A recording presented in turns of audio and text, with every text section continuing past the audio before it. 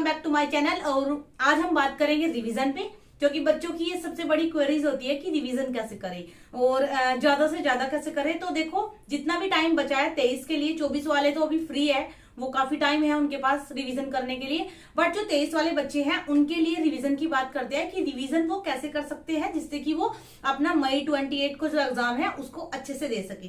तो यहाँ पे बात करते हैं। सबसे पहले तो आपके पास जो नोट्स होते हैं, आपके खुद के हो या फिर आपने किसी कोचिंग सेंटर के लिए है, एट ऑल कुछ भी, तो आपके पास जो भी नोट्स है या फिर आपने अपनी बुक वगैरह में जो हाईलाइटेड किया है, अंडरलाइन किया है, क्योंकि ये मैं मान के चलती हूँ कि अगर आपने नहीं नोट्स बनाए तो हाईलाइट वगैरह या अंडरलाइन वगैरह तो जरूरी किया होगा। तो यहाँ पे आपको, अगर आपने नोट्स हाईलाइट और अंडरलाइन किए हैं तो आपको फिल्टर कर लेना है कि कितना पार्ट आपके प्रीलिम्स के लिए इंपॉर्टेंट है और कितना पार्ट आपके मेंस के लिए इंपॉर्टेंट है।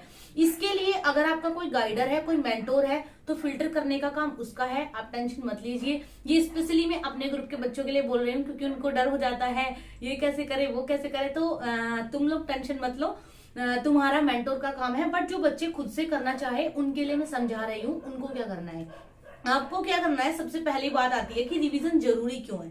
देखो, होता क्या है कि जैसे आप चीज को पढ़ते हैं, किसी भी टॉपिक को, तो वो एक बार पढ़ने से आपके माइंड में रिकॉल तो जरूर हो जाता है, बट लिखने के लिए सफिशियंट नहीं होता।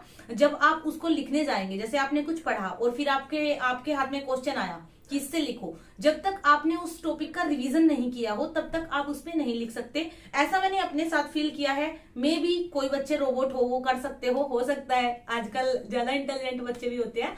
तो मैं अपना बता रही हूँ क्योंकि मैं एक मीडियम हूँ। तो आप एक काम करें, आप रिवीजन करेंगे तो फिर आप अच्छे से लिख पाएंगे। उसके बाद बात आती है कि रिवीजन कैसे करें। तो रिवीजन को आप डिवाइड कर लीजिए, जैसे डेली। अगर डेली नहीं कर सकते, क्योंकि देखो इतना बड़ा यूपीएससी का सिलेबस है कि डेली करना आई थिंक कि हो भी नहीं पाता है। अगर हम डेली रिवीजन में लगेंगे तो फिर बाकी का पार्ट छूट जाता है। तो जैसे कि अभी कम टाइम है तो आपको वीकली ले लेना है। तो जैसे सैटरडे, हाफ सैटरडे आप आधे दिन तक अपनी प्रिपरेशन को जारी रखो, जो आप पिछले 6 दिनों से लेके आ रहे हो।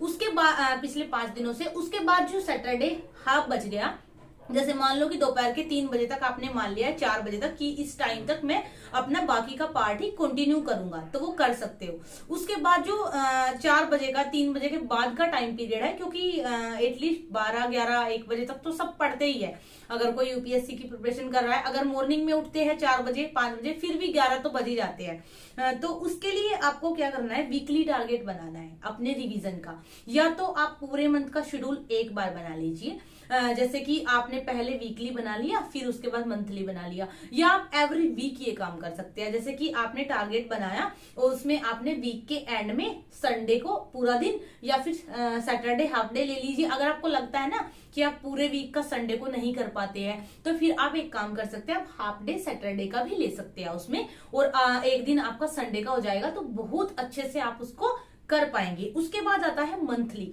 अब मंथली में क्या होता है, जैसे आप मंथ होता है, किसी किसी मंथ में 31 डे होते हैं, किसी में 30 होते हैं। तो इसमें आपको क्या करना है, लास्ट के जो 2 डेज हैं उसमें आपको अपने रिवीजन डे लगा लेनी है। जैसे जीएस 1 एंड 2 मैं 30 तारीख को करूंगा और जीएस 3 एंड 4 में 21 को करूंगा, और 31 को करूंगा, सॉरी। तो उसके बाद आपको क्या करना है, ये 2 दिन आपको स्पेशली अपने रिवीजन के लिए रख लेने हैं। इसमें आपको कुछ भी पिछला जो है उसी का रिवीजन करना है, पूरे मंथ का एक्स्ट्रा नहीं पढ़ना है। तो जितना आपने 4 वीक में एवरी वीक रिवीजन किया है वो आपका अगेन रिवीजन हो गया। तो आपके 2 रिवीजन हो चुके हैं ना, क्योंकि एक वीकली और एक आपका फिर मंथली। उसके बाद बात आती है आप 3rd रिवीजन कब करेंगे। जैसे नेक्स्ट मंथ आया, नेक्स्ट मंथ में जो आपने पूरे मंथ में पढ़ा उसको आप 2 दिन कीजिए, सेम पिछले महीने की तरह।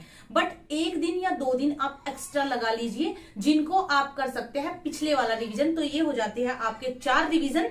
और इन 3 या 4 रिवीजन के बाद फिर जब एग्जाम टाइम आता है तो जो पिछला सारा रिवीजन है उसको आप 2 मंथ पहले या 1 मंथ पहले खत्म कर लेंगे सारा करके।